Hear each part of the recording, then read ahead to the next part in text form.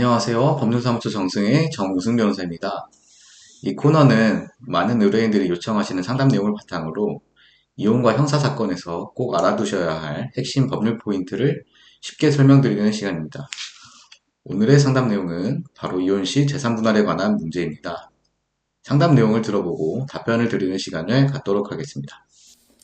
변호사님, 저는 결혼한 지 15년 만에 이혼을 준비하고 있습니다. 남편이 결혼 전부터 서울에 아파트 한 채를 가지고 있었어요. 그 아파트는 남편 명의로 되어 있었고, 결혼 후에도 그대로 남편 명의로 유지되어 있습니다. 그런데 문제는 결혼하고 나서 그 아파트에서 함께 살면서 인테리어도 바꾸고, 대출 이자도 제 수입으로 갚은 부분이 많아요. 이럴 경우 제 아파트는 재산 분할 대상이 될 수 있을까요? 네, 아주 좋은 질문입니다. 많은 분들이 결혼 전에 산 건 무조건 남편 거니까 아내는 재산 분할을 못 받는다 라고 생각하시는데 실무에서는 그렇게 단순하지 않습니다. 법적으로는 혼인 전에 취득한 재산은 특유재산으로 분류됩니다. 즉 원칙적으로는 재산 분할의 대상이 아니죠.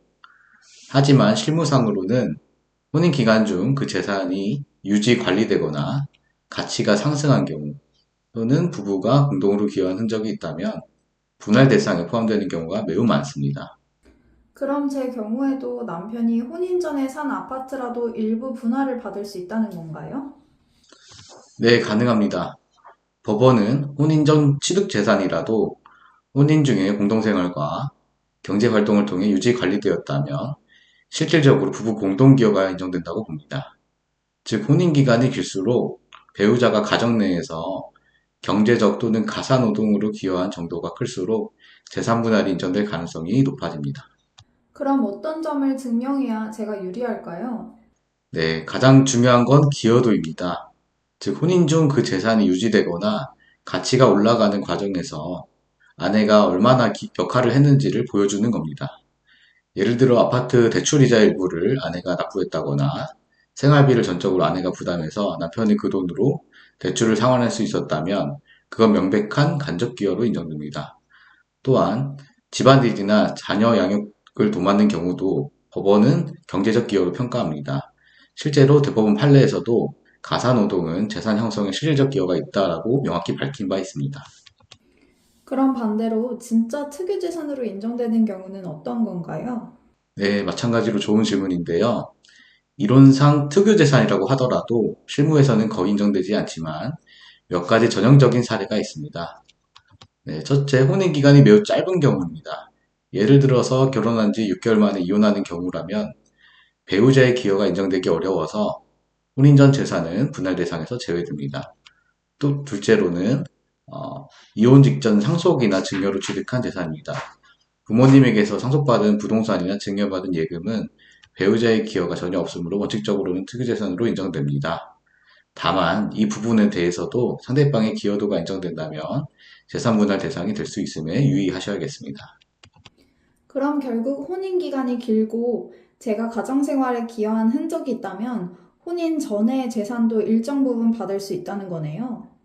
네, 맞습니다. 최근 판례 경향을 보면 혼인 기간이 10년 이상인 경우에는 혼인 전 재산이라고 하더라도 일정 비율의 분할이 인정되는 사례가 많습니다. 법원은 혼인 중 공동생활을 유지하기 위해서 배우자가 기여한 정도를 중심으로 판단하기 때문에 남편 명의로 되어 있다고 해서 완전히 배제되지는 않습니다. 실무적으로는 전체 재산 규모 중 그 재산이 차지하는 비중, 혼인 기간, 자녀 유무, 배우자의 경제활동 여부 등을 종합적으로 고려합니다. 그럼 재산 분할 비율은 어떻게 정해지나요? 네, 혼인 전 재산이 포함되더라도 보통 전체 재산의 기여도를 기준으로 비율이 결정됩니다. 부부가 모두 경제활동을 했거나 혼인 기간이 길다면 5대5에서 출발하고 경제적 기여가 상대적으로 적거나 혼인 기간이 짧다면 3대7 정도로 조정됩니다. 다만 혼인 전 재산의 일부만 포함된다면 그 부분에 대해서 별도의 비율이 적용되기도 합니다. 혹시 실제로 그런 사례가 있었나요?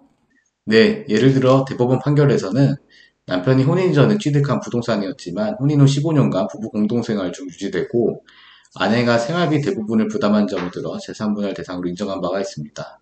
반면 혼인 1년 만에 이혼한 사건에서는 아내의 기여를 인정하기 어렵다고 판단해 특유재산으로 제외했습니다. 이런 식으로 혼인기간과 기여 실질성이 핵심 포인트입니다. 그럼 제가 재산 분할을 받기 위해 준비해야 할 건 어떤 자료들인가요? 네. 남편의 혼인 전 재산이 혼인 중 어떻게 관리되고 유지됐는지를 보여줄 수 있는 자료가 필요합니다. 예를 들어서 혼인 중 그 아파트에서 함께 거주한 사실, 대출 상환 내역, 생활비 부담 비율, 리모델링 비용 혹은 인테리어 영수증 등 모두 기여할 수 있는, 입증할 수 있는 자료입니다. 특히 대출금 일부를 본인 계좌에서 상환한 내역이 있다면 아주 강력한 증거가 될 수 있습니다. 결국 이름이 누구 명의냐보다 누가 함께 재산을 유지했느냐가 더 중요하다는 거네요. 네, 정확합니다. 법원은 형식이 아니라 실질을 봅니다.